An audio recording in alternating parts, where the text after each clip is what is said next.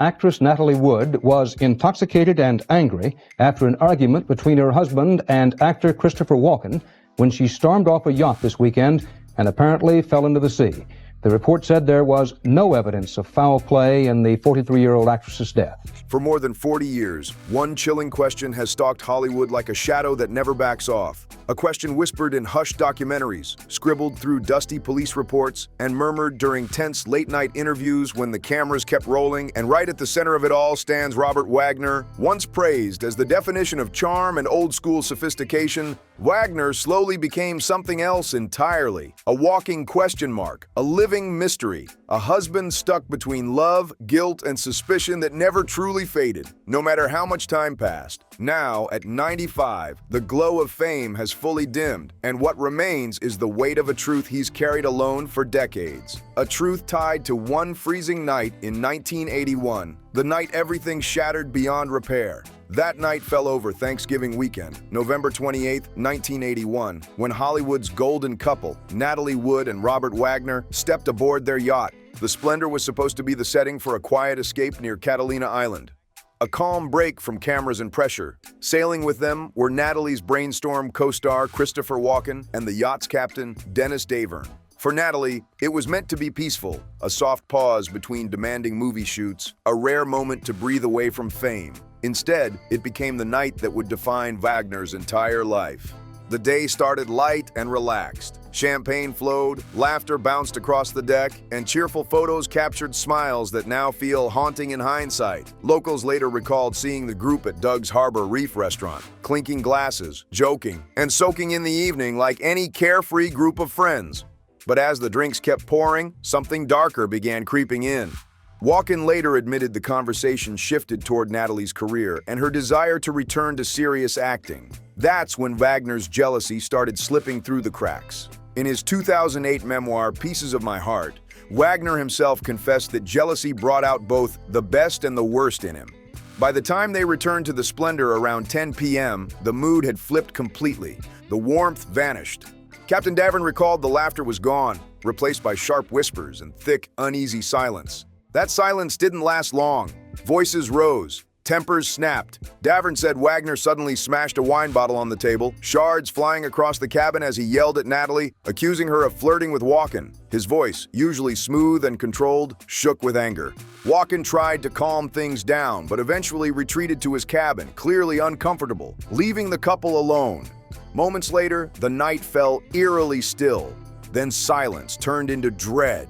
Natalie was gone. Wagner claimed he thought she had gone to bed, but when he realized she wasn't there, panic crept in. The yacht's dinghy, the small rubber boat used to reach shore, was also missing. That detail made no sense to anyone who truly knew Natalie. She had a lifelong fear of deep water. The idea that she would climb into that dinghy alone, barefoot, wearing only a thin nightgown, felt impossible.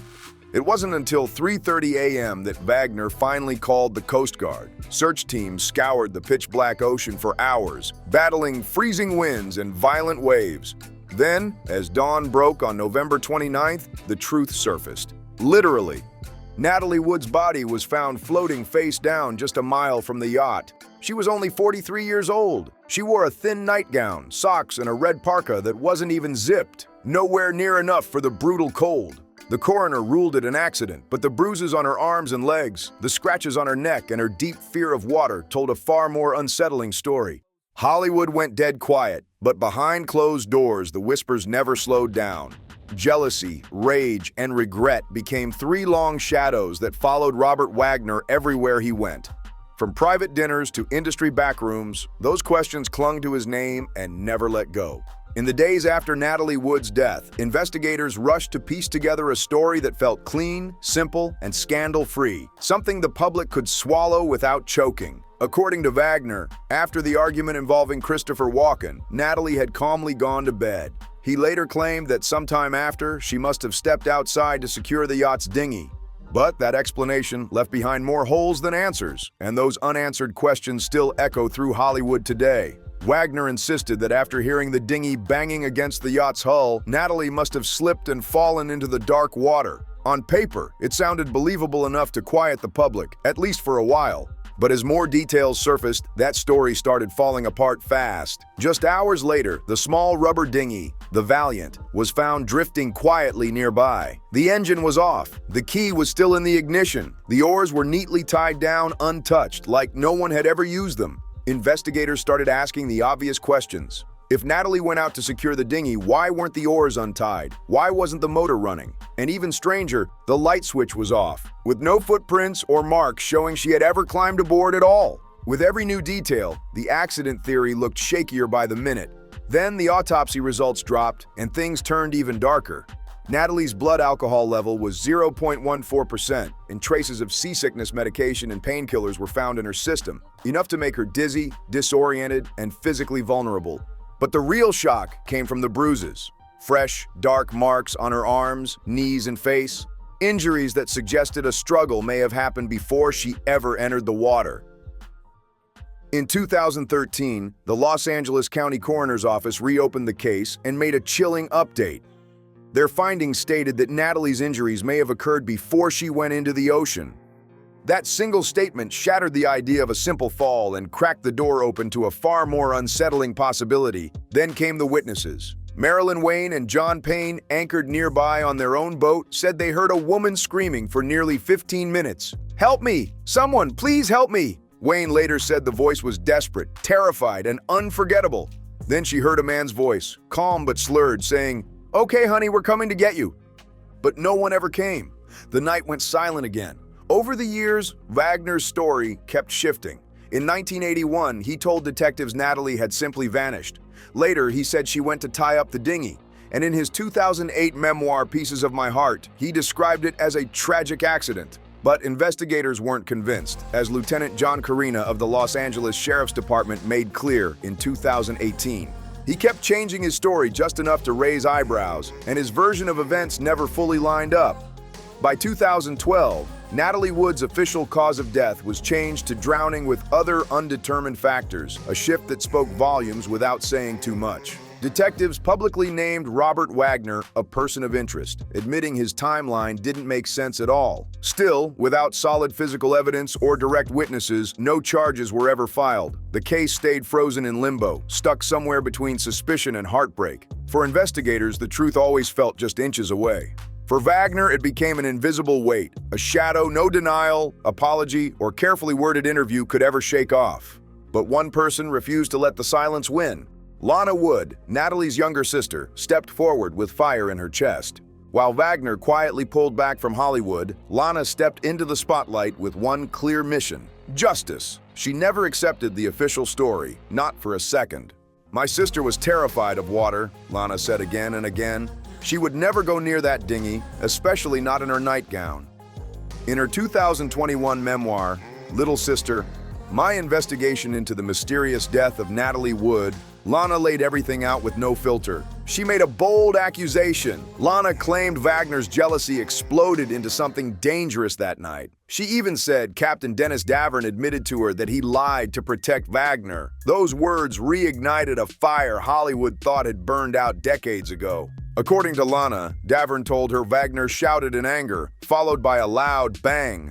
Then came a chilling order, allegedly spoken that night. "Don't turn on the lights. Don't call anyone." That accusation rocked Hollywood to its core. Some believed Lana completely, saying she was chasing a truth everyone else was too scared to face. Others dismissed her as a grieving sister stuck in pain, chasing ghosts. But one thing couldn't be denied. Her relentless pressure forced the Los Angeles County Sheriff's Department to reopen the investigation. In 2011, new witnesses came forward and old memories resurfaced fast. A fisherman, just 17 years old the night Natalie died, claimed he heard a woman's terrified screams echoing across the water. Another acquaintance recalled Wagner's explosive temper back in the 1960s, cracking the polished image Hollywood once adored. Every new detail chipped away at the clean, comfortable story. Wagner stood by for decades, but even as doubt piled up, prosecutors still never pressed charges. Then came 2022, the twist no one expected. Police announced Robert Wagner had been officially cleared of direct involvement. They said all leads had been exhausted and the case had reached its end. For Lana, that wasn't justice, it was betrayal.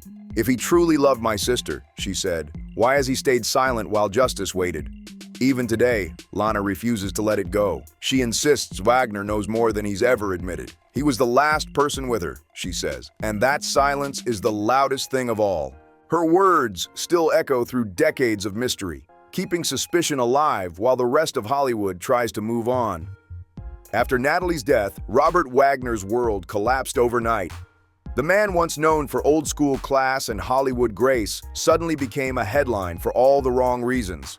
His carefully built image, polished over decades, shattered the moment Natalie's body was pulled from the freezing waters near Catalina Island. That night didn't just take his wife, it stripped away his identity. The public wanted answers. The media wanted blame. Tabloids blasted his face across front pages next to explosive words like murder, cover-up, and jealous rage. Every question aimed his way carried one heavy, unspoken thought. Did you kill your wife, Wagner? The man who once moved easily in front of cameras started ducking them instead. He canceled appearances, refused interviews, and disappeared from Hollywood's social scene almost completely. Friends later said he became a shell of himself, polite in public but empty behind closed doors. For years, Wagner stayed quiet, carrying grief and rumors like a weight he couldn't drop. Then in 2008, he finally broke that silence with his memoir, Pieces of My Heart. It didn't read like a courtroom defense, but more like raw sorrow on paper. Not a day goes by that I don't think of Natalie, he wrote. I loved her with all my heart, and losing her was the darkest moment of my life. The words hit hard, but not everyone bought it. To some, he sounded like a broken man trying to survive. To others, he sounded like someone reshaping the story to save his name. When the case reopened yet again, the old headlines came roaring back. Talk shows speculated. Tabloids tore into every inconsistency, and even law enforcement publicly said Wagner's timeline didn't line up. Still, he stayed quiet. The silence meant to protect him only made the whispers louder. Then, in 2020, a new voice stepped into the storm, the next generation. His daughter, Natasha Gregson Wagner, released the documentary Natalie Wood, What Remains Behind. For the first time, she walked straight into the chaos. Her goal wasn't to drag up scandal, but to reclaim what headlines erased: love, grief, and the real people behind the myth. Still, the shadow of that night in 1981 hangs over everything, a mystery that refuses to sit still. Natasha said, "People created this story about my dad, but he loved my mom. He would have given his life for her." She was only 11 when Natalie died, and the memory still cuts deep. Her last moment with her mother was a hug. She remembers the softness of Natalie's Angora sweater, the familiar scent of her perfume, and the fear that crept in when Natalie whispered, "Don't go." Her compassion didn't calm the storm at all. Lana Wood refused to let it go, continuing to accuse Robert Wagner in public interviews, igniting a bitter feud that still hasn't faded with time. Families split, fans picked sides, and Hollywood watched in tight-lipped silence as accusations and defenses collided nonstop. One thing stayed painfully clear, no matter where people stood. Guilty or innocent, Robert Wagner has lived every single day since that night carrying the crushing weight of Natalie Wood's absence. For Wagner, the real punishment was never the investigations or headlines. It was the silence that followed after everything stopped. By 2025, he was 95 years old, frail, quiet, and haunted by a past he could never outrun. His body weakened, but his mind stayed trapped on that night like an old film stuck on repeat. Every argument, every sound, every second frozen and replayed without mercy. When he finally agreed to a recorded interview, his voice cracked under the weight of everything he'd held in. "People call me a monster, a liar, a coward," he said softly. "But the truth is simpler. I was a man in love who made mistakes, and I've paid for them every single day since." Those words weren't a confession, but they weren't a clean denial either. They sat in that gray zone between guilt and grief, where truth blurs with memory and time. Wagner no longer sounded like a man trying to save his name. He sounded like someone who had already judged himself. When asked what really happened that night in November 1981, he hesitated. Then he whispered, "After I argued with Chris, I went to find Natalie, and she was gone. I thought she needed time alone. I should have gone after her." His eyes filled with tears as he added, "Maybe she'd still be here. I was the last man with her. I can't deny that." That sentence followed him like a curse. He repeated it often in his later years, each time sounding smaller, older, more worn down. Friends who visited said he barely spoke about Hollywood anymore. The fame, the fortune, the movies. None of it mattered. Every conversation circled back to one name, Natalie, the love he lost and the night that never released its grip. He refused to live near the ocean again. The sound of crashing waves, once calming, became unbearable. Instead, he lived inland, surrounded by family photos, fading memories, and quiet rooms that felt too large for one man alone. His daughter Courtney described his days as peaceful but heavy. Every time he saw a photo of Mom, she said, he'd go completely silent. You could feel the sadness in the air. To outsiders, Robert Wagner still looked like the polished star from Heart to Heart, charming and smiling for cameras. But behind closed doors, he was something else entirely, a man living with a silence that never let him go, a man undone by love and regret, haunted not just by what the world believed, but by what his own mind would never let him forget. Even at 95, the ocean still called to Robert Wagner, not with peace, but with echoes of that night. The wind, the waves, the whispers of her name followed him everywhere he went. In private notes later shared by Natasha Gregson Wagner, he wrote, "She was my compass, my direction. When she died, I lost all sense of where I was going."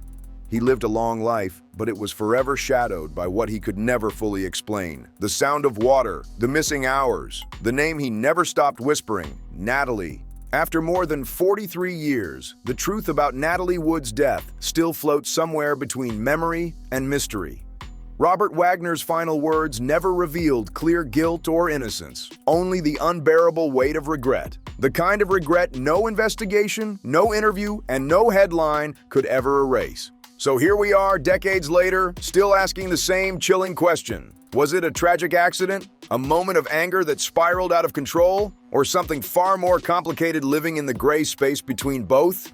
Only two people truly knew what happened that night, and one of them never came back. The ocean may keep its secrets, but the whispers refuse to die. Now it's your turn. What do you believe? Was Natalie Wood's death a tragic accident or the result of jealous rage? Drop your thoughts in the comments below. Hit that like button if this story hit you in a real way. Make sure you subscribe to RumorFame for more deep dives, share this video with someone who remembers this case, and stay locked in. We'll see you on the next one.